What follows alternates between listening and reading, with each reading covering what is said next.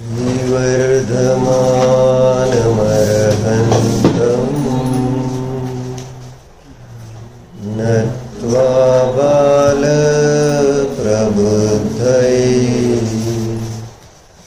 विरच्यते मितस्पष्ट संदर्भन्यायदीपिका. चर्चा काय चालली होती? लिंक जोडाता. लिंक जोडल्याशिवाय काय चालत नाही. पुढे दिसणार का लिंक नाही जोडली तर? काय लिंक आहे? न्यायदीपिकेला जीवनाची सर्वश्रेष्ठ निधी म्हटलेलं आहे. कारण न्यायदीपिका ही आम्हाला पर्यायामध्ये बोधीची प्राप्ती करून देण्यामध्ये समर्थ आहे. बस. तर न्यायदीपिका जी आहे ती बोधी उत्पन्न करून देणारी आहे. बोधीचा अर्थ सम्यक दर्शन, सम्यक ज्ञान आणि सम्यक चारित्र्य. न्यायदीपिका स्वयंबोधी स्वरूप आहे. कारण रत्नत्रयाची प्राप्तीचं साधन, उपाय कोण आहे? रत्नत्रय मोक्षच्या प्राप्तीचा उपाय बोधी आहे. रत्नत्रयाच्या प्राप्तीचा उपाय सम्यक ज्ञान आहे. सम्यक ज्ञानाच्या द्वारे रत्नत्रयाची प्राप्ती होते. सम्यक ज्ञान कशाला म्हणायचं? मग साध्या भाषेत बोलायचं तर मात्र जाणणे. मग मात्र जाणणे यावरून आपला विषय हा झाला की जीवाचा स्वभावच मात्र जाणणे आहे. कारण जीव ज्ञान स्वभावी आहे आणि कार्य जे होतं नेहमी ते कारणानुसार होतं. कारण कारणानुविधायी कार्यानी असं सूत्र आहे, सिद्धांत आहे. जसं कारण असतं तसंच त्या ठिकाणी कार्य घडतं. कार्यसिद्धीसाठी कारण कार्यव्यवस्था समजणं फार महत्वाचं असतं. ते प्रकरण नंतर. म्हणजे आता इथं जाणणं हे कार्य जीवाचं का आहे? कारण जीव ज्ञान स्वभावी आहे. बरोबर आहे. जीव हा अनादी काळापासून आणि अनंत काळपर्यंत ज्ञानरूपानेच ज्ञान स्वभावीच आहे. आणि ज्ञान आहे तर त्याचं परिणमन पण ज्ञानरूपानेच होणार किंवा होत राहतं. हे व्यवहारात आपण बघतो. जो ज्याचा स्वभाव आहे त्या स्वभावानुसारच त्याचं परिणमन आहे. मग जर जीव ज्ञान स्वभावी आहे आणि त्याचं कार्य पण नित्य जाणणे रूपाने चाललेलं असतं का अन्य कोणत्या रूपाने चाललेलं असतं? अन्य रूपाने जाण होणारच नाही का? स्वभाव आहे. मग अन्य रूपाने कसं? बरोबर. आणि म्हणून एका अपेक्षेने आचार्यांनी धर्म कोणाला म्हटलंय? वस्तूच्या स्वभावाला धर्म म्हटलेला आहे. धर्म हा वेगळा नाही आहे. हे आपण वस्तू स्वभावानुसार विचार करत नाही म्हणून वेगळा आपल्याला धर्म वाटतो किंवा वेगळा आहे म्हटलं जाईल. परंतु असताना तो वस्तूचा स्वभावच आहे. म्हणून आजचं महाराजांचं वाक्य काय? वीरसागर महाराजांचं, आता तर रट्टीत इंदरला आलं तर त्याशिवाय तू आता लय लाडोबा झालाय. मम्मीचा माचा ध्रुव माझा लाडका आहे, लय त्याचं गेलं पाहिजे ते. पप्पाचा लाडका अजून कोणाकोणाचा आहे काय माहिती जगात? अजून कोणाचा आहे? मामाचा पण आता मामा खावळायला लागला.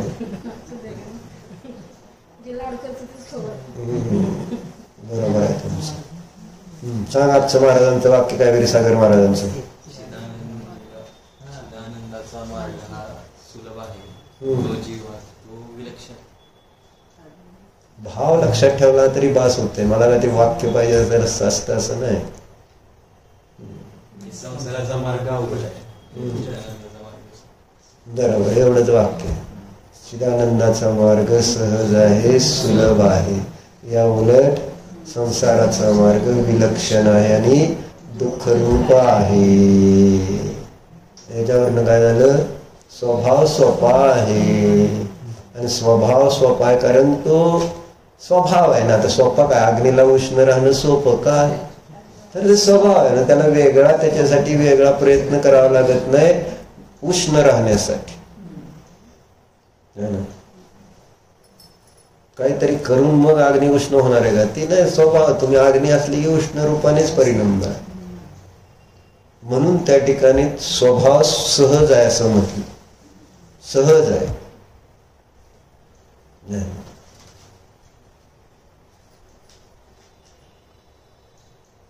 आणि म्हणून काय सांगितलं इथं, तेव्हा ज्ञान हा जीवाचा स्वभाव आहे आणि म्हणून जाणणे हे सहज आहे किंवा सहज असायला हवं खरं तर.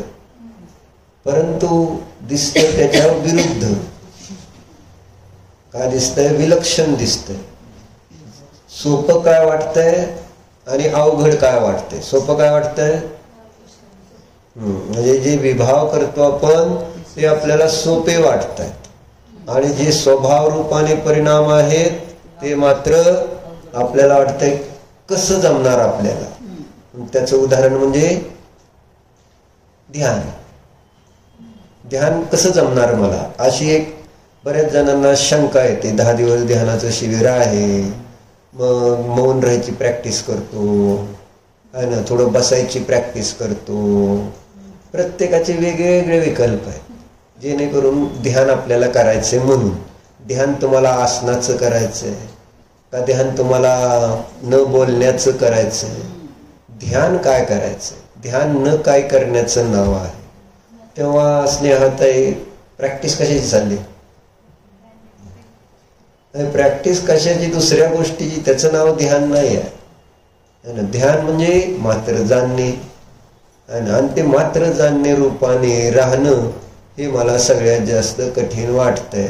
आणि त्याचं कारण त्याचा अभ्यास नाही. त्या रूपाने हा कधी परिणमत नाही. आणि परिणामायचं म्हटलं तर त्याला करमत नाही. सवय नाही ना, चांगल्या गोष्टीची सवय नाही. वाईट गोष्टीची सवय लागल्यानंतर चांगली गोष्ट आवडत नाही. जसं भिकाऱ्याच्या मुलीला पंचपक्वान्न आवडत नाही, त्या कोळीनीला गुलाबाचा फुलांचा वास आवडत नाही. बरोबर आहे. भिकाऱ्याच्या मुलीचं राजाशी लग्न झालं परंतु ती कृश होत चालली आणि मग तिला सगळ्यांनी तपासलं तर काही त्रास तर नाही म्हणून वेगळा महाल बांधून तिथं शिळे तुकडे इकडे तिकडे टाकले आहे ना भाकरीचे आणि मग ती खाल्ल्यावर बरी झाली. असं आहे. चांगली वाईट सवय लागल्यानंतर चांगलं पचत नाही. अडचण अशी. त्या कोळीनीला झोप कशामुळे येत होती, नाही ना, त्या माशांचा वासच ते रोज त्या पाठीत आणि ते वास त्याचाच तिथं राहून. मैत्रीण होती फुलवाली तिची, तिच्याकडे गावात राहिली तर काय झालं, त्या मैत्रिणीने चांगली व्यवस्था केली. सगळीकडे गुलाबाच्या पाकळ्या आणि असं मस्त चांगली झोपायची सोय केली. वास असा फुलेत चांगला दरवळला. बरोबर आहे. तू पण रोज वर लावून येतो, मला त्रास होतो खरं तर, पण मी सांगितलं नाही तसं तुला. आणि देवाला येताना असं शेण बिन लावून येतात का, चांगलं असतं का, आंघोळ करून येते देवाला आणि आंघोळ करून परत शेण लावायचं का, असं तिथं शास्त्रात लिहिलंय का नाही. जे सोडायचंय त्याला ग्रहण करता कशाला, त्यागाय श्रेयस वित्तम अवित्तम संचिन्युतो य स्वास्यामी विलिंप. लंप काय, लंपी रोग आहे का, लिंपन करणे. लंपी हा एक रोग आहे आणि लिंपन करणे हे लेपन करणे असा लंपी रोग गायीला होतो, माहित आहे? माहित नाही? मग गाया म्हशी पाळाव्यात, काय आहे, काय होत? तुमच्या घरी होते माहित आहे तुम्हाला? लग्नानंतर होते का? लग्नाच्या आधी होते का? आम्ही असताना पण होते आपल्याला बरेच वर्ष, म्हणजे जवळजवळ 88 पर्यंत होते. 88, 89 पर्यंत होते म्हशी आमच्या घरी. असू दे, तुमचं नशीब चांगलं ना. आजकाल दूध घालण्या डब्याचं तुम्हाला सवय लागली सगळ्यांना. आणि आज दूध येतच नाही ना. पॅकिंग मधलं दूध असतं ते दूधच नाही, ते सगळं केमिकल आहे. बरोबर आहे? दूध दे आर नॉट ओरिजिनल. काय सांगत होतो मी ध्रुव? शेण मारून विलिंपती असं सांगतो. म्हणजे जर तिथं प्रश्न केला ना त्यांनी, कुणी म्हटले पैसे का मिळवतोय, तर म्हटले दान देण्यासाठी. त्यागाय श्रेयस वित्तम असं म्हणतोय ना, त्यागासाठी मी पैसे गोळा करतो. मग जे तुला सोडायचं त्याला कशाला ग्रहण करतोय म्हणून उदाहरण दिलं आचार्य. म्हणजे अंगाला चिखल लावून घेतोय एखाद्या, का पण आंघोळ करायची नाही. म्हणजे आंघोळ मग लावून कशाला घेतोय? तुझं शरीर आता स्वच्छ आहे ना, मग लावणार आणि परत आंघोळ करणार. किंवा ते फळ चिखलात पडलेलं, घाणीत पडलेलं आहे ना, उचललं आणि लोकांनी बघितलं, अरे काय केलं, काय उचलतं? ती घाणीत पडलेली असते, काय नाही, धुवून टाकून देणार. काय असं होतं, असं म्हटलं ना. मग त्या कोळीनेला त्या फुलांचा वास सहन झाला नाही, तिला झोप आली नाही रात्रभर. मग ती का तडफडत होती. आणि मग शेवटी तिने काय केलं, तिची जी माशी विकायची टोपी होती, टोपली है ना, ती त्याच्यावर पाणी मारलं, त्याच्यात वास आला. आणि मग ती डोक्याखाली घेतली, त्यावेळेस तिला झोप लागली. अशी माझी अवस्था आहे संसारातली. असं कोणाला भासित होतं सांग? एक चांगलं धर्म आहे ना, काय स्नेहात आहे, विनयात आहे. अम्मांकडे गेल्यावर चांगलं वाटतं का सांगा बरं? अरे ऐका, सांगा, माईक देऊ का? म्हणजे इंटरव्ह्यू तुमचा घेतो. सुजाता बोल, तू सुद्धा अपवाद नाही. स्नेहाकडे बघायचं काही कारणच नाही. तू जर आदर्श तुम्ही ठेवता ना, सासूचा आदर्श सून पाळते. सासूला जर ते जास्त काय तिथं नको नको, चला चला, एक दिवस झाला, चला चला, इथे येऊन काय करायचं हे माहिती नाही. सहन होत नाही ना, सुना बोलत नाही तिथं, कोणीच मला सगळे गोड बोलणार, गोड खाऊ घालणार, तिथं ती सहन होत नाही अम्मांकडे ह्या लोकांना सगळ्यांना. म्हणून घरी यायचं. घरी आता ही तर तुझी मम्मी कधीच आली, मला अडचणी चला घरी, चला घरी चला. माझं घरी जायची गडबड नाही. गेलं तर निवांत. माहेरी गेल्यावर तुम्ही कसं राहता स्नेहात आहे, गडबड करता का? बाहेर गेल्यानंतर चला चला चला बाहेर जायचं, आपलं सासरी जायचं, असं होतं का? उलट वेळ वाढेल तेवढं बरं वाटतं ना, असं आहे. म्हणून म्हटलं वाईट सवयी जे लागलेले असतात ना, ते सुटणं सोपं नाही. म्हणून ते वाक्याचं म्हणतं बदर महाराजांनी काय लिहिलंय, सुविचार परमपुरुषार्थ केल्याशिवाय वळणी पडलेल्या विभावांचा आणि वाईट सवयींचा त्याग होत नाही. आणि म्हणून आपल्याला वाईट सवय लागलेली आहे, कर्तृत्वाची, भोक्तृत्वाची, रागाची, द्वेषाची, मोहाची, विभावांची, विकल्पांची कितीतरी वाईट सवय लागलेली आहेत आपल्याला. आपण त्याला किती म्हणजे किती आपण त्याला गंभीरतेने घेतो. म्हणजे व्यसन लागलं असेल तर, आणि त्या व्यसनामुळे काही त्रास होत असेल तर आपण गंभीरतेने, बाबा नाही, व्यसन सोडायलाच पाहिजे. तंबाखू खाणारा, सिगरेट ओढणारा, दारू पिणारा जेव्हा ते आजारी पडतायत, कॅन्सर होतंय, त्यावेळेस त्यांना काय भाव होतो, काही झालं तरी आता नाही हे व्यसन, त्याचे परिणाम बघितले. आणि म्हणून पुन्हा पुन्हा इथं जे आपण विकल्प, विकार, विभाव करतो त्याचे त्या ठिकाणी परिणाम पुन्हा पुन्हा शास्त्रात दाखवले जातात. कोणते परिणाम दाखव? 4 गतीतलं दुःख. ते दुःख कशाचं फळ आहे? आपण केलेल्या विभाव परिणामांचं फळ आहे. आणि मग ते दाखवून तर आता हे असलं व्यसन जे आहे ते अशा प्रकारच्या फळाला देणारं आहे. आणि मग त्याच्यामुळं त्या लिहिलेलं असतं सगळीकडे. तर अगदी सिनेमा जरी दाखवायला लागले किंवा सिरियल जरी असेल आणि तिथं कोणी सिगरेट ओढत असेल, दारू पित असेल, तर तिथं खाली वॉर्निंग येते का नाही, इंजुरियस टू हेल्थ आहे, सिगरेट ओढू नका, दारू पिऊ नका. सुरुवातीला सुद्धा दाखवलं जातं, त्या पाकिटावर आहे, चित्र आहे, सगळं पद्धतीनं ते वाईट आहे हे सांगितलं जात आहे. पण ज्याला व्यसन लागले त्याची अवस्था काय? सिद्ध का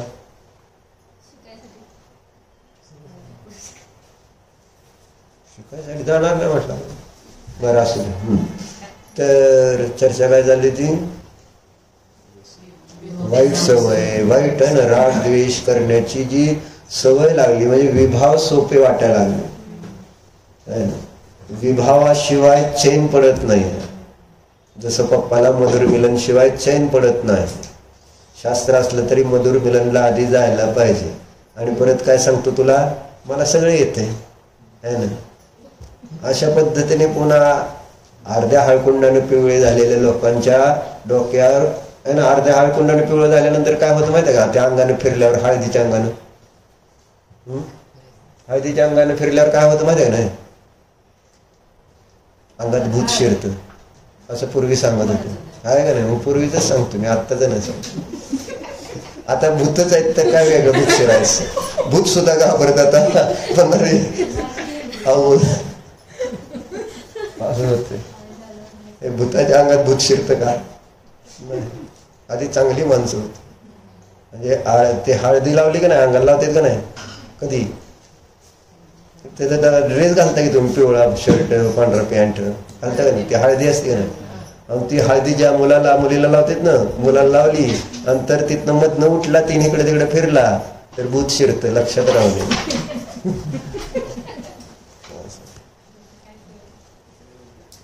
म्हणून उठायचं नाही, बसलं की बसायचं. आता काय इलाज नाही. काय चाललं होतं आपलं? व्यसन. जिला कसलं व्यसन लागलंय? मधुर मिलन. त्याचं व्यसन आहे त्याला. त्यामुळं आधी लगीन मधुर मिलनचं, आणि नंतर मग ते तर आपण अनेक वेळा ऐकलेलं आहे ना. शास्त्र जरी असलं तरी सुद्धा नाही, पहिल्यांदा तिथलं काम करावं लागते. बरोबर आहे? म्हणजे सवय लागली, बाकी काय नाही आहे. आणि त्या सवयीमुळं चांगली गोष्ट सुद्धा गौण केली जाते, हे मला सांगायचं. म्हणजे ज्या गोष्टी आपण इथं शास्त्रात, आता ही चर्चा रोज होती का? दिवसभर होते का? है ना. म्हणजे कधीतरी एकदा, एक तास, अर्धा तास, ते पण योग्यता असेल त्यानुसार होते. त्याच्यामध्ये विषय पण जशी योग्य त्यानुसार चालतायत. आणि पुन्हा पुन्हा ह्या गोष्टी आपल्याला मिळणार आहेत, मिळतील. बुद्धी दुर्लभता नाही याची, पण याची दुर्लभता भासित होत नाही. म्हणजे याची व्हॅल्युएशन किती आहे. म्हणून तर सांगितलं त्यांनी, कितीतरी उदाहरणं देऊन सांगितलं. आणि ह्याच्यासाठी काय उदाहरण दिलं होतं त्यांनी? की धर्म आहे ना, सगळं धर्म साधनं मिळालेली आहे ना, पण तरी सुद्धा तो विषयामध्ये रममान होतो. तर त्याला कशाचं उदाहरण दिलं होतं ध्रुव?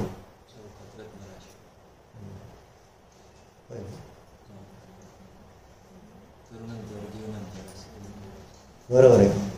मग ते त्याच्यासाठी उदाहरण दिलं.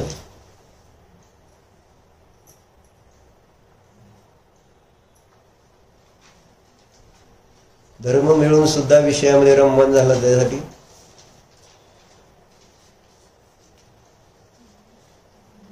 राखीसाठी चंदनाचं झाड जाळल्याप्रमाणे आहे असं होतं का नाही? म्हणजे धर्म मिळालेला आहे. धर्म मिळणं कसं दुर्लभ आहे ते त्यासाठी सांगितलं होतं, चौकात ठेवलेली रत्नराशी. आणि धर्म मिळून सुद्धा विषयभोगामध्ये रमला जर, तर त्याच्यासाठी उदाहरण मग त्यांनी चंदनाचं वृक्ष आणि भस्मासाठी जाळल्यासारखं आहे. म्हणजे भांडी घासायची राख तयार करण्यासाठी चंदनाचं झाड जाळ. बरोबर आहे. म्हणजे तसं ते उदाहरण बसतंय ना त्याच्याबरोबर. म्हणजे विषयामध्ये जीव रमला, धर्म प्राप्त होऊन सुद्धा चांगली वस्तू प्राप्त झाली, चंदनाचं लाकूड मिळालंय, आणि त्याचा उपयोग कशासाठी करायला पाहिजे? मग ते विकून त्या ठिकाणी कितीतरी चांगला श्रीमंत होईल, परंतु करतोय काय? म्हणजे अशा प्रकारे सांगायचं कशासाठी, सवय जी असते, वाईट सवयी ज्या लागल्या त्या लवकर सुटत नाही. म्हणून सांगितलं त्याच्या पुढे जाऊन तप, संयम हे उत्तर त्या ठिकाणी अजून दुर्लभ गोष्टी. धर्म मिळाला, विषयातून विरक्ती पण झाली, पण त्याच्या पुढे सुद्धा आहे ना, अजून मोक्ष नाही प्राप्त होत तोपर्यंत कर्माची निर्जरा करण्यासाठी तपाचा अवलंबन, तप करावं लागेल, संयम धारण करावं लागेल. त्याच्याशिवाय कशासाठी मग हे सगळं? आज दिगंबर जैन धर्म मिळालाय, त्यामधले एक एक गोष्टीचं इम्पॉर्टन्स समजायला पाहिजे नको? आज दिगंबर शब्द कळतोय का तुम्हाला? दिगंबरत्व बाकीच्या नावानं आहेच की जैनात कितीतरी प्रकार आहेत, पण दिगंबर जैन धर्म मिळाला, त्यामध्ये दिगंबरत्वाचं इम्पॉर्टन्स, आपले देव त्या ठिकाणी दिगंबर निसंग आहेत, त्याचं महत्व काय? त्याच्याशिवाय त्या ठिकाणी कर्मनिर्जरा, मोक्षाला जाणारी कर्मनिर्जरा होतच नाही. म्हणजे त्याचा आणि जीवाच्या परिणामाचा असा संबंध आहे. कोणाचा? परिग्रहाचा आणि परिणामांचा. असा विनाभाव आहे. जर परिग्रह जवळ राहील बाहेर तर त्याला मुक्ती मिळणार नाही. त्याच्याकडून तशा प्रकारची कर्मनिर्जरा होणार नाही. संघ सोडावाच लागेल, परिग्रह सोडावाच लागेल. जिथं परिग्रह आहे तिथं नियमानं बंद आहे, अशी व्याप्ती त्या ठिकाणी प्रवचन सारमध्ये आचार्यांनी घटवलेली आहे. जेथे जेथे परिग्रह तेथे तेथे बंद, जेथे जेथे हिंसा तेथे तेथे बंद असेल पण आणि नसेल पण बंदच सांगतोय. हिंसा ज्यावेळेस बाहेर घडते त्यावेळेस तिथं आणि बंद होईल पण किंवा नाही पण होईल, मध्ये कारण मुनिराज चाललेले आहेत, बघून चाललेत, पण एखादा क्षुद्र जीव आकाशात उडून पायाखाली आला, त्याला बंद होते का? त्यांना त्याचा म्हणजे हिंसेचा, डुकराने मुनींना वाचवण्यासाठी वाघाला मारलं म्हणजे लढाई केली आणि मेला वाघ त्याच्यात, मग ते डुक्कराला पापाचा बंद झाला का? स्वर्ग अभिप्राय आहे ना. आणि प्रमाद रहित वृत्ती जिथं असेल तिथं हिंसेचा बंद होत नाही. पण परिग्रह ठेवला तर नियमानं बंद आहे, म्हणून परिग्रह सहित मुक्ती नाही नाही नाही. कारण परिग्रह तर विकल्प आहे आणि विकल्प आहेत तर बंद आहे. म्हणून परिग्रहाला सोडणं, ज्याला मोक्षाला जायचंय, ज्याला आत्मकल्याण करायचंय, त्याचं त्या ठिकाणी लक्ष असलं पाहिजे की मला कधी एकदा ती निसंग दशा प्राप्त होते, ज्याप्रमाणे इंद्र चिंतन करतो, कदाहम भविष्यामी पाणीपात्रो दिगंबर. इंद्र स्वर्गातला ज्याच्याजवळ असलं वैभव असतं, पण त्याची भावना काय असते? एक भवअवतारी इंद्र जो पंचकल्याण इंद्र सादर करतो ना तीर्थंकरांची, त्याची भावना सांगितली जाते शास्त्रात, कदाहम भविष्यामी. भविष्यामध्ये केव्हा मी एकदा, पाणी हेच पात्र म्हणजे हातच हे आहार घेण्याचं पात्र म्हणजे मुनी है ना, मी कधी एकदा मुनी बनेन अशी भावना तिथं असते. आणि आपल्याला मुनी बनण्याची संधी आहे आणि आपण काय करतोय? मग संधी आहे का नाही सगळ्याला? आपल्याला सगळ्याला संघ कमी करण्याची संधी आहे ना. निदान मुनी नाही तर अनुव्रत परिग्रह परिमान करून आपल्या परिणामाला सुरक्षित ठेवण्याची एक संधी आहे, पण त्या संधीचा पण आपण उपयोग करून घेत नाही. ही आहे त्या ठिकाणी दुर्लभता. तर चर्चा कशावर चालली ती आपली? कशावर चालली ती? राग द्वेष करणं सुलभ भासित होत आहे आणि जाणणं दुर्लभ वाटतंय. त्याचं कारण पण तिथं सांगितलं काय? अभ्यास आहे ना. म्हणजे जो अभ्यास आहे, कोणता अभ्यास आहे? विभाव भावांचा अभ्यास आहे ना. ते श्रुत परिचित अनुभूत आहे. म्हणून समयसारची चौथी गाथा तुम्ही ऐकली वाचली का नाही? त्याची टीका फार सुंदर आहे. काय सांगितलं तर सांगा? शिबिरामध्ये चौथी गाथा झाली ना तुमची? झाली 100%, कारण 38 गाथा पूर्ण झाल्या, त्याच्यात चौथी गाथा येणारच आहे. त्या तासाला बसला होता, कोणी घेतला होता तो चौथ्या गाथेचा त्रास? कोणत्या दिदीने घेतला होता? म्हणजे त्यांनी घेतला होता का? बाकीचे दिवस काय होते? बरं असं त्याची टीका चांगली आहे खरं तर चिंतनीय आहे ना की काम भोग बंधाच्या कथा कशा प्रकारे श्रुतपरी आहे का ते काय समज मोह झालाय मला वाचायचा बाकी काय नाही जेव्हा अमृतचंद्राचार्य लिहिते तसं सुंदर सुंदर आहे ना अमृतचंद्राचार्य टीका सगळी असं त्याच्यामध्ये न्याय शैलीने रचलेली ती टीका आहे म्हणून ते जरा अजून जास्त असं इथं आत जाऊन असं हे होतं काय नाही तुझी अनुभूती येते असं इह वाचू का तथा एतत् असुलभत्वेन विभाव्यते आता त्या एकत्वाची कथा असुलभ का आहे हे सांगताय आहे का नाही गाथा काय सुदपरिचिदानुभूदा सर्वस्वी काम भोग बंधकः यत्तस्वलंभो नवरीन सुलभो विहत्तस्य आणि काम भोगाच्या कथा ज्या आहे त्या बंद कथा आहे तर हे निर्णय करा इंद्रिय विषय भोग संसाराच्या कथा ह्या बंधाच्या कथा आहेत त्यामुळे बंद होतो बंद म्हणजे डॉक्टर काय होतं सांगा थांबा बंद होतं म्हणजे काय असं नाही सांगायचं बंद होतो म्हणजे काय हा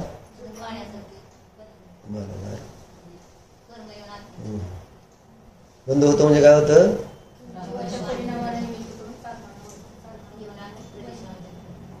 सगळ्यांची उत्तर बरोबर आहे बंद होतं म्हणजे काय होतं म्हणजे काय होतं आता बंद होतं म्हणजे बांधलं जातं हे काय उत्तर मी थोडंच म्हटलंय खांबाशी बांधलं जातं बांधला जातो बंद होतं म्हणजे काय होतं करेक्ट कोण सांगितलं पराधीन होतं उत्तर हा तुम्ही सांगितलं का पराधीन होतं म्हणून करेक्ट छान मला हे उत्तर आता हे आपल्याला बंधाचं भावभासन करायचंय असं त्यासाठी हे सांगतो नेहमी की बंद म्हणजे काय म्हणजे we should feel that thing आता आपण बंधनात नाही आहोत ना कैद्यासारखे बाहेरून बघताना आपल्याला ही स्वतंत्रता असं वाटतं की मी नाही बांधलो गेलेलो आहे ना पण ऍक्च्युली बंधाचा भाव काय जिथं मी कोणाच्या तरी अधीन मला सगळं माझे परिणाम आहेत माझं कार्य आहे क्रिया आहे तर त्याचं नाव आहे बंध जसं कैदेतला कैदी बंधनात का आहे तिथं जेलर पण असतो आणि कैदी पण असतो पण जेलरला बंधनात म्हटलं जात नाही आणि कैद्याला बंधनात म्हटलं जातं कारण आहे तर त्याच सिरियामध्ये जेलर पण त्याच तिथं थांबतोय राहतोय समजा आणि कैदी पण परंतु जेलर आणि कैद्यामधला अंतर काय कैद्याला जेलरला बाध्य नाही आहे की तिथं जे सांगितलेले कार्यक्रम आहेत त्यानुसार काम करणं पण तिथं कैद्याला सकाळी 6ला उठायचं म्हटलं तर उठायचं जे काही त्या ठिकाणी नियमाचं पालन आहे सक्त मजुरीची शिक्षा असेल खडी फोडायचं असेल तर फोडायची कुठली कामं करायची तर करायची म्हणजे सगळ्या गोष्टी ज्या आहेत तिथं त्या खोलीत बसायचं म्हटलं तर बसायचंच म्हणजे अशा पद्धतीने तिथं त्याला विचाराने बांधलं गेलेलं असतं बाहेरचं बंधन हे विचारांवर बंधन टाकतं है ना म्हणजे तो आता स्वतःच्या मर्जीनं तिथं एकही काम करू शकत नाही आणि त्याचं नाव आहे बंधन आणि म्हणून आपल्याला इथं ते कळतं की मी माझ्या मर्जीने काम करतोय का शरीराच्या मर्जीने काम करतोय मी माझ्या मर्जीने काम करतोय का त्या ठिकाणी जे संयोगात आलेले जीव आहेत त्यांच्या मर्जीने मला काम करावं लागतंय मी माझ्या मर्जीने काम करतोय का मी दुकान गिरायक यांच्या मर्जीने काम करतोय म्हणजे मी बांधलो गेलेलो आहे याची अनुभूती कशावरून येते जेव्हा मी त्याच्या अधीन आहे हे आपल्याला दिसतं तर त्याचं नाव बंधन आहे हे पुन्हा पुन्हा सांगतो बंधन नाव त्याचं आहे आणि म्हणून उंटाला गळ्यामध्ये नुसतं ऍक्शन केली होती बांधण्याची तर उंटा हल्ला नाही तसं तर कर्माचं बंधन कर्मालाच असतं कारण जी काही गळ्यात बांधलेली असती दोरी है ना त्याची गाठ कोणाला घातलेली असती दोरीची गाठ कोणाला असती है ना दोरीची गाठ दोरीलाच असते का नाही का गळ्यात घातलेली असती नाही हे दोरीची गाठ दोरीलाच आहे फक्त मान मध्ये अडकली असं असतं तसं जीवाचा उपयोग फक्त मध्ये अडकलेला आहे गाठ तर कर्माशी कर्मालाच आहे पण जीवाने त्या कर्मामध्ये स्वतःचा उपयोग अडकून घेतलेला आहे ते कर्म जबरदस्ती करत नाही की तू माझ्यात अडक पण मी त्याच्या प्रत्येक परिणामामध्ये, त्याच्या उदयामध्ये मी प्रत्येक वेळेस औदयिक भाव करतो आणि अडकलेलो असतो. अशी अडचण येते. म्हणून सांगितलं काय, बंध बंध कथा आहेत. म्हणजे काम भोगाच्या कथा ह्या कशा आहेत, बंधाचे आहेत. म्हणजे मी त्याच्यामुळे आधीन होतो. कशाच्या, पराच्या आधीन. तिथून सुख, तिथून ज्ञान, आणि बाहेरून सगळं माझं त्या ठिकाणी सत्ता जेव्हा मला भासित होते, तर त्याच्यासारखा दुसरा कोणी दुःखी नाही. दुःखाचं कारण स्वतःच्या मर्जीने स्वतःला कोणतंही काम करता न येणं. जसं नवरा, बरोबर आहे. नवरा स्वाधीन असतो का, माहित नाही. अरे आपल्यालाच कळणार रे, तुला मलाच कळणार ज्यांचं लग्न नाही झालं. लग्न झालेलं काय सांगा, आपल्याला दिसतं ना. बरं विचार पप्पाला, मम्मीच्या मर्जीप्रमाणेच त्याला सगळं काम करावं लागतं ना. करतं किती हे नंतरची गोष्ट, परंतु काळजी त्याला सतत चिंता. आपल्याला जरी कुठलं स्वतंत्रतेने काम करताना सुद्धा आज शल्य असतं. आपण मम्मीला म्हणजे बायकोला बोललेलो नाही आहे ना. म्हणजे आतमध्ये तो त्या विचाराने बांधलेला असतो का, सतत असतो का नाही. होय काय, असतो जायच. बरं प्रकार बांधलेला आहे. त्यांनी एकदम इतकं सहजतेने सांगितलं. हो असतो तर आहे, तर ते तसंच आहे. असतं ना बंधन, असत.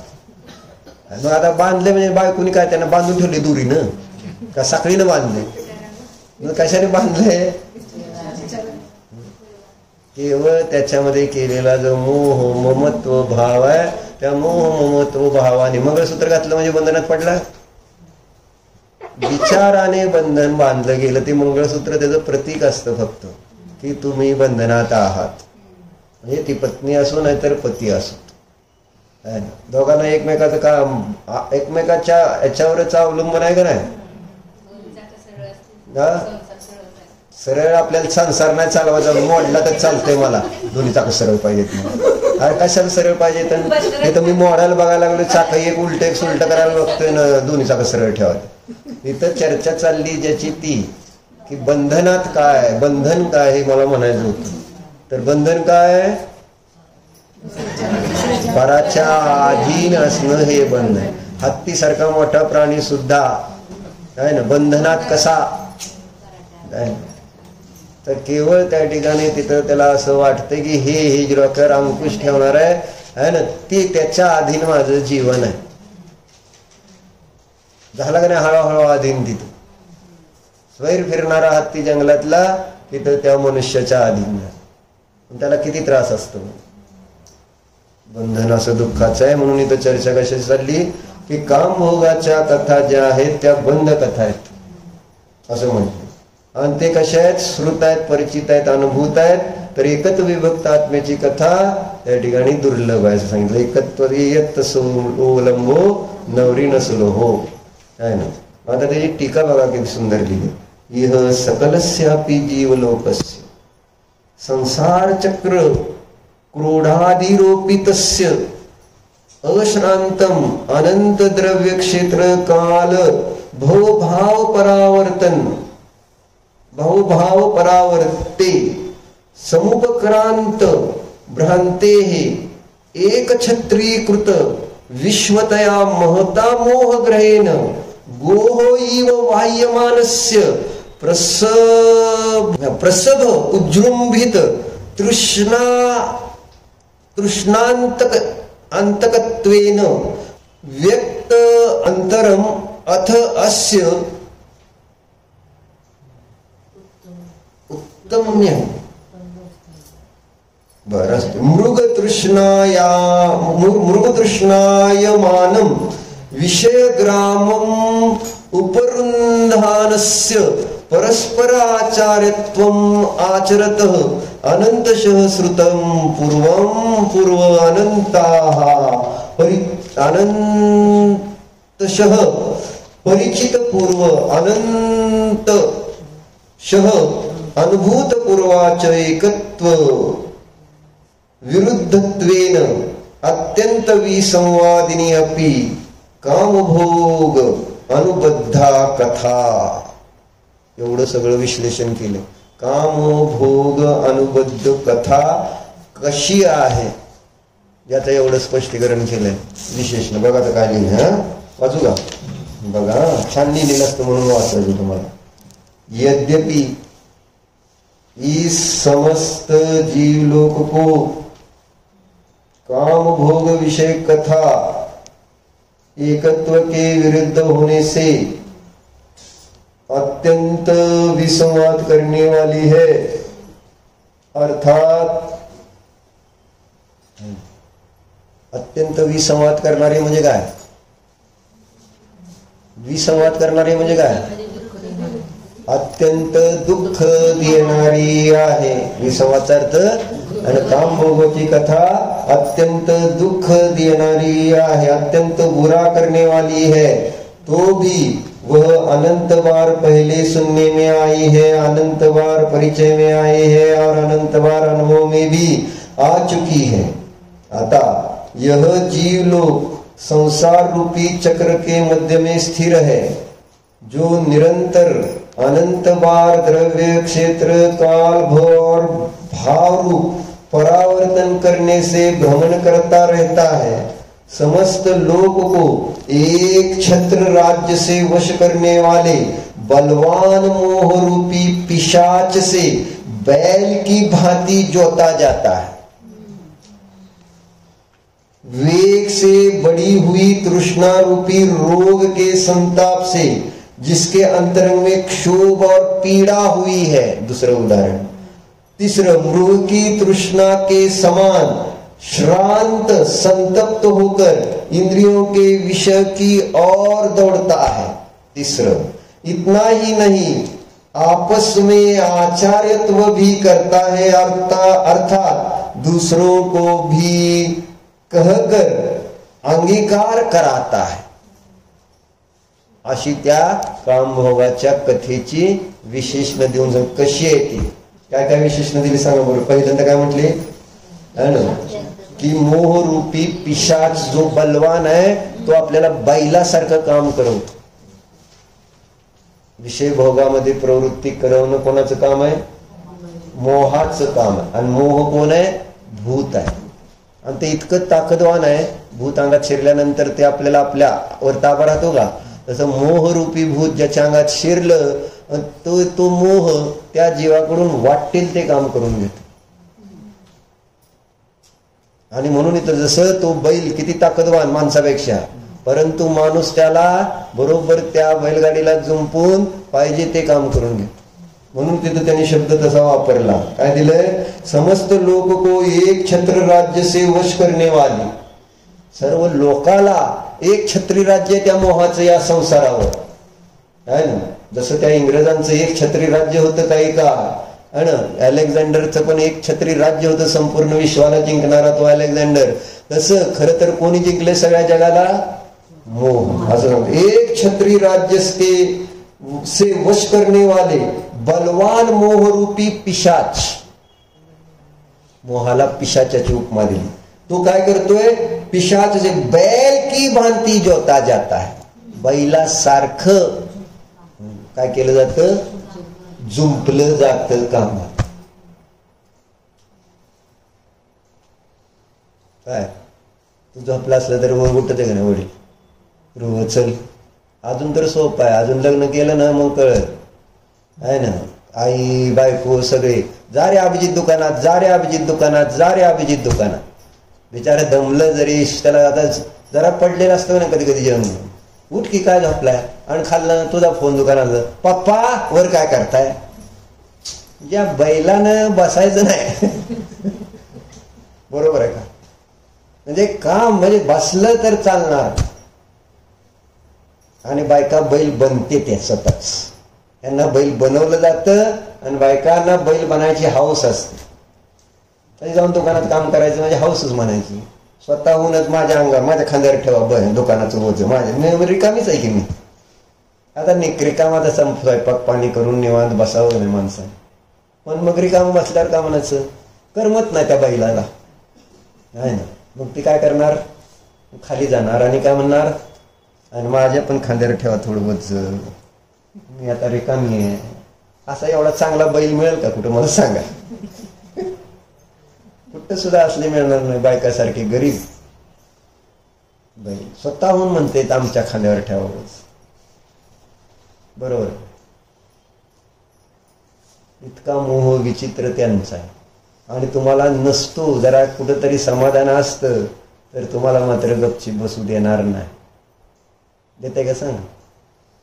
कामाला लागायचं, नुसतं बसलं तरी तुम्हाला तू बसू देणार नाही. आता कॉलेजचे दिवस आहेत, आहे ना, सगळं काय काम करत. आता घरी नुसतं तसं बस कॉलेज सारखं बोलू, वर बसायचं, गेम खेळायचं, टीव्ही बघायचं, गप्पा मारायच्या, खायचं प्यायचं, झोपायचं, फिरायचं, दुकानात जाऊन वैग असं 8 दिवस कार्यक्रम कर. काय होते, तुला पण करमणार नाही. आणि ते सांगणारे पण, म्हणजे मी आता तीच म्हटलं, आता पुण्याला गेला होता का नाही तुम्ही, आहे ना, मग आता पप्पाने दुसऱ्या तिसऱ्या दिवशी फोन, दुसऱ्या दिवशीच म्हटलं कधी येणार आहे. मग तुम्ही काय म्हणाला, आता तर आलो अजून लगेच काय, म्हणलं थांबा की जरा, आहे ना. पण मी म्हणलं की थोडस उलट म्हणायचं, राहा राहा राहा. ऍक्च्युली तिथं ज्याला आता दुकानात बसलेला मनुष्य असतो ना, पोरगा बैल, नवीन खोंड म्हणायचं त्याला, आहे ना, जर दुकान सोडलं आणि तिथं नुसतं पुण्यात उंडग्यावानी जर बसायचं म्हटलं तर बेचैन होणार. कारण ह्याचं व्यसन लागलेलं असतं, त्याला म्हणावंच लागत नाहीये म्हणून. आपोआप म्हणणार, अरे काय नुसतं बसून करायचं, नुसतं दिवस बसून खायचं, कॉलेज बी नाही, काय पण नाही, आणि आता कॉलेज संपलंय, मग आता नुसतं पुण्यात बसू शकेल का, नाही असं. आणि नुसतं घरात बसून पण दिलं जात. You should work. तुम्हाला कामं करावी लागते. काम कोणाला करायला लागत नाही, या पठ्ठ्याला. असं म्हणलं, काम मला करावं लागते, पण मला चांगलं काम आहे. देवाचं सांगत बसायचं आपलं, लोकांना देवाचं धर्माचं आपलं गपचिप सांगायचं. ऐकलं तर बरं, नाही ऐकलं तरी तर काय नसतं. ते आपली येऊन प्रेमानं म्हणतात, खाऊ घालते, सांगा सांगा म्हणते, सगळं आपलं मन सन्मान सहित. कोणती ड्युटी करायची अजून ठरव, अजून ठरव. ही जर करायला लागलं ना, त्याला दुकानाची जबरदस्ती करणार. थोडे दिवस म्हणते लागला का काय करतो काय, आपोआप. मला पण म्हटले आधी सुरुवातीला, कर कर ही दुकानदारी, पण मी आपलं तर रूढ राहिलो आणि माझं आता चांगलं झालं माझं, आहे का ना. म्हणजे बघ तुला काय करायचं, चांगलं असतं असं सांगायचं. म्हणून सांगितलं काय, मोहरूपी पिशाच किती बलवान आहे, तर सगळ्या जगावर त्याचं एक छत्री राज्य आहे. आणि तो काय करतोय, शब्द वापरलाय, आणि बैल की भांती, मला ते शब्द वाचायचे होते. बैलासारखं राबवतो तो मोह.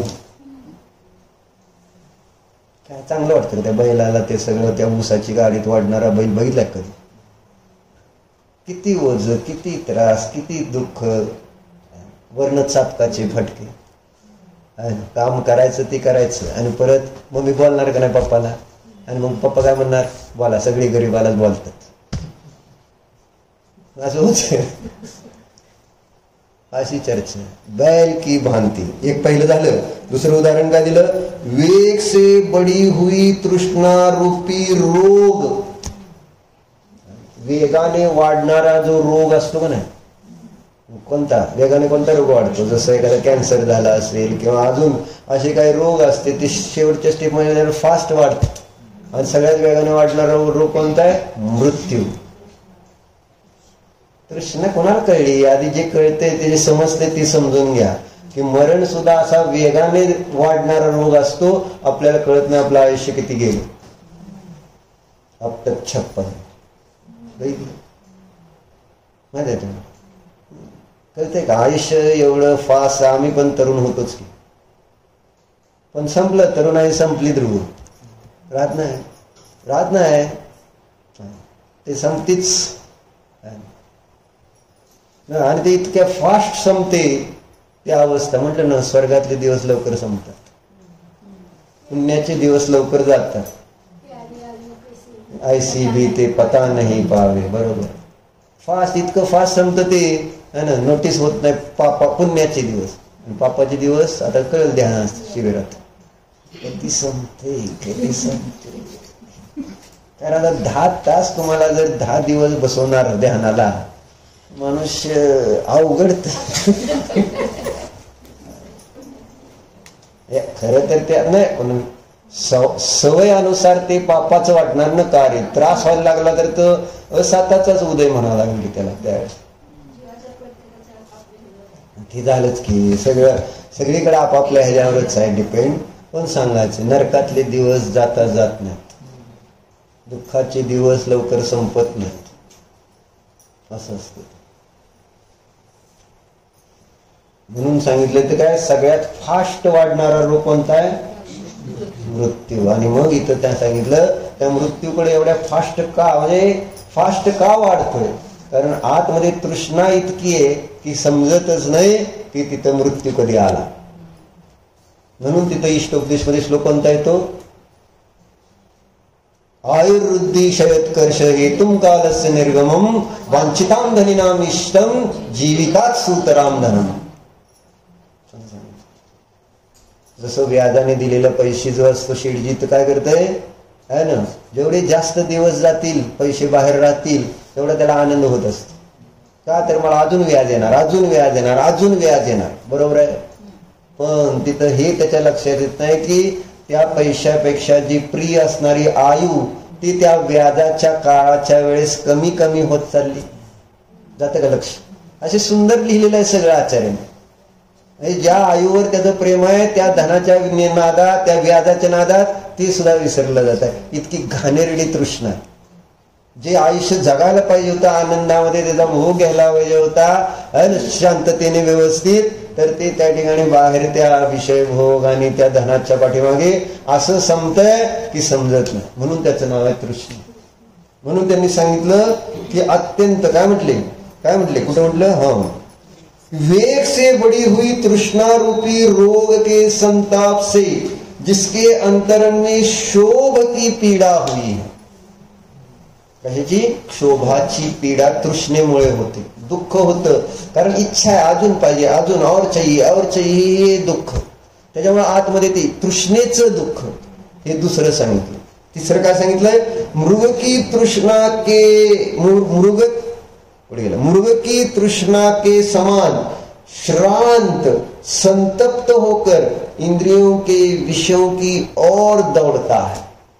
म्हणजे नसलेल्या पाण्याच्या पाठीमाग हरिंजाप्रमाणे धावत तसे हे संसार जीव काम भोग विषयाच्या पाठीमागे धावत नसलेल्या सुखासाठी.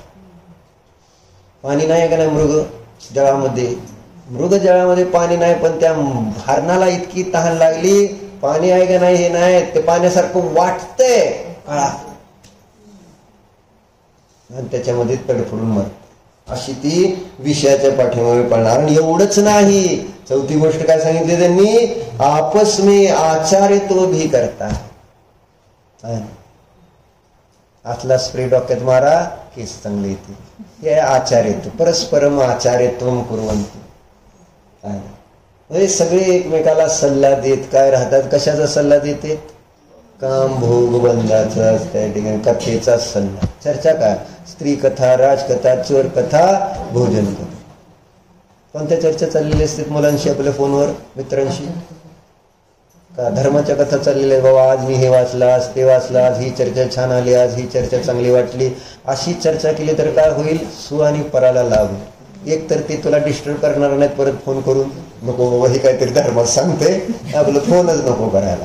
त्याच्यापासून, त्या विकल्पापासून वाचशील. नाहीतर जर रुचीने ऐकलं तर तुला पण आनंद आणि त्यांना पण आनंद. अशा प्रकारे सोपर त्या ठिकाणी लाभ होईल. नाहीतर बाकीच्या चर्चा करून काय लाभ?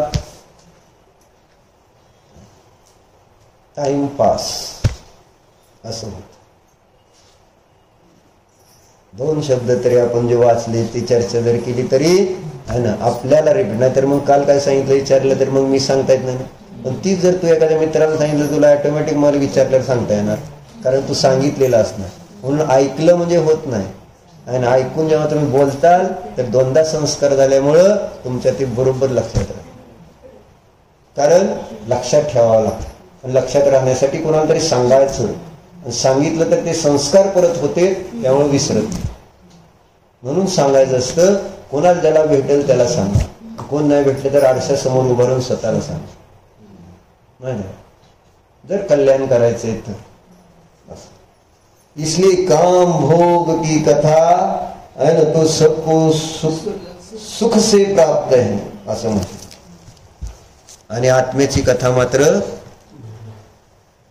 दुर्लभ आहे. म्हणजे स्वभाव दुर्लभ आहे याच्यावरून सांगत होतो. विभाव सुलभ का आहे आणि स्वभाव दुर्लभ का आहे. आणि मग तो विभाव सुलभ झाल्यामुळं आपल्याला काय होतंय, ते सोपं वाटतंय आणि जो स्वभाव आहे तो अवघड वाटतो. कोणता स्वभाव आहे? छान, म्हणजे आवडलं. जाणणे हा स्वभाव आहे आणि तो स्वभाव आपल्याला सोपा वाटला पाहिजे. चालता बोलता बसता उठता खाता पिता आहे ना. आणि ते तुम्ही अभ्यासानं यू कॅन डू इट. आपण ते करू शकतो अभ्यासानं. जसा अभ्यास आपण जर तो करत राहू अंतरंगामध्ये, तुम्हाला बाहेरनं काय नाही, आतमध्ये तुम्ही स्वतःला सूचना देत राहा, मी केवळ न्यायक आहे, न्यायक आहे, न्यायक आहे, न्यायक आहे, न्यायक आहे. भजनात आलं का नाही? हामी न्यायक लागो ही धुनंतरी, जाणीवशीच होता अनुभूती होई खरी. निर्विकल्प अनुभवा प्राप्त कर रे जीवा, निर्विकल्प अनुभवा प्राप्त कर रे जीवा. काय काय अरे अगोदरची ओळ काय? निर्विकल्प सांगते मला. पहिल्या ओळीत काय म्हणतात? नाही येत असलं ना तरी असं हात करायचा.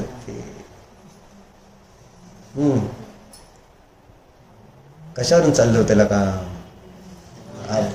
धून लागली पाहिजे हे सांगत होतं का नाही? चालता बोलता बसता उठता खाता पिता. आणि आपण जर आतमध्ये सूचना देत गेलो, मी जाणणार आहे, न्यायक आहे, न्यायक आहे, तर ऑटोमॅटिक तिथं आणि ते सोपं वाटू लागेल असं म्हणा. हा मी न्यायक लागो ही धुन अंतरी, जाणीवाशीच होता अनुभूती होई खरी. तशा प्रकारे स्वतःला अनुभूती आली तर ती त्या ठिकाणी काय होईल? खरी अनुभूती. आणि अशा प्रकारे तो निर्विकल्प अनुभव प्रगट होईल निरंतर. फार महत्वाची गोष्ट आहे.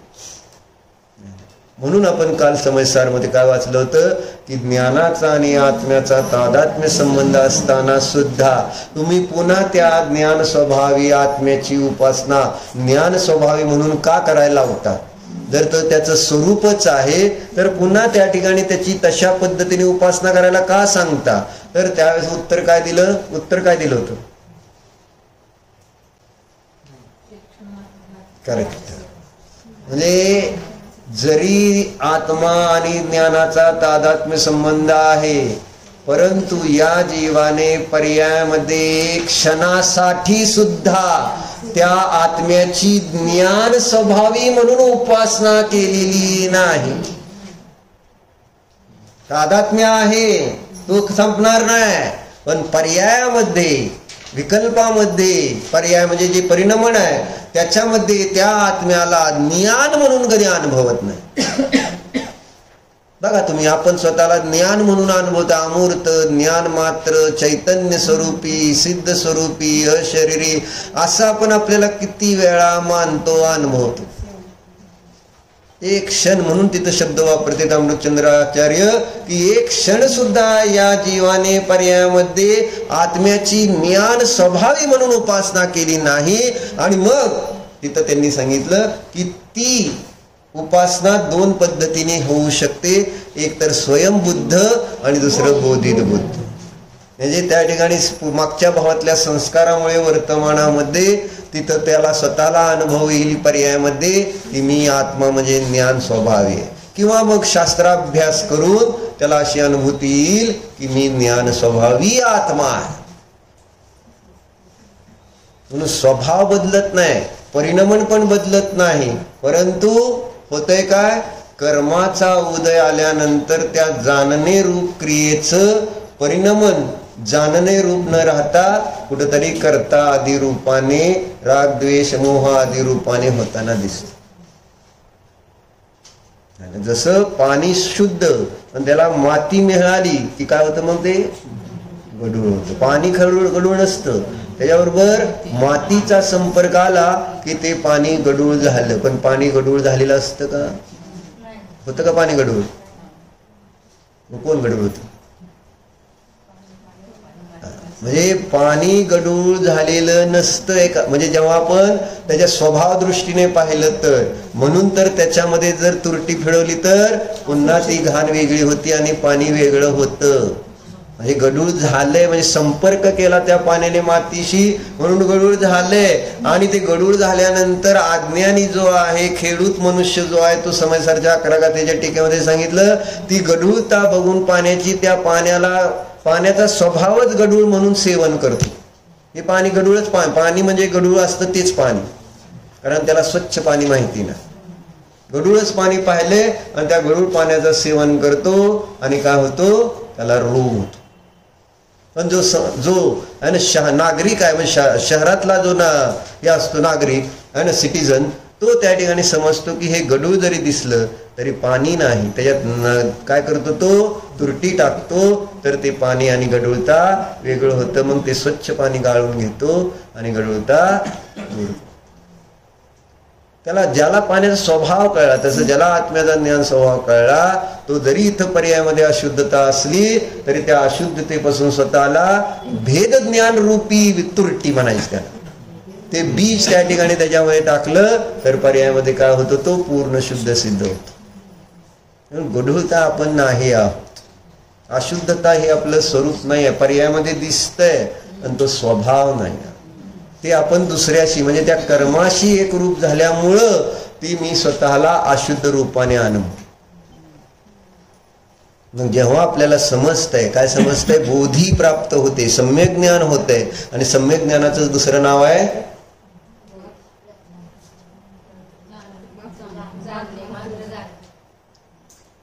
आत्ता प्रकरणानुसार मला दुसरं नाव सांगायचं. सम्यक ज्ञानाचं दुसरं नाव आहे भेद ज्ञान. आता काय चाललं? भेद ज्ञान करायचं चालेल. गढूळता, अशुद्धता आणि शुद्धता आहे ना. मग त्या सम्यक ज्ञानाला, सम्यक ज्ञान काय तर स्व आणि पराचं भेद जे ज्ञान जाणतं तेच सम्यक ज्ञान म्हटलं. ओम नमः.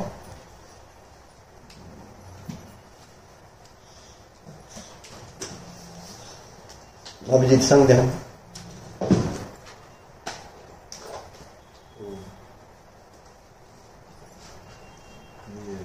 शुद्ध जीव द्रव्य आहे.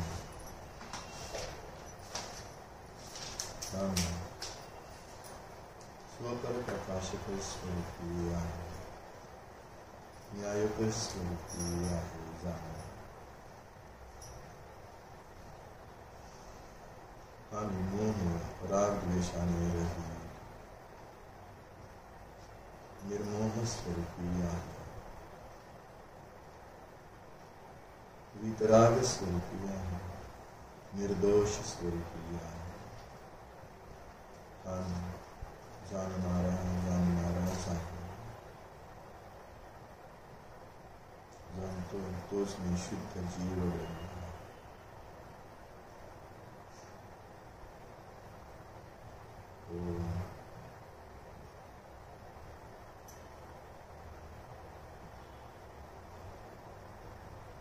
विसर्जन.